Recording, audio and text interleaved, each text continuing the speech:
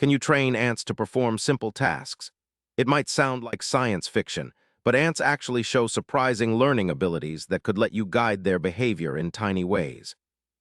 Ants don't have brains like ours, but they're experts in chemical communication. They leave pheromone trails that others follow to food or safety.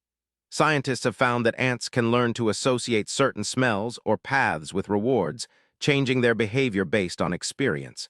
This is a basic form of learning that opens the door to simple training. In lab experiments, ants were exposed to certain smells or even colored lights paired with food rewards. After several tries, ants learned to seek out these cues to find food faster.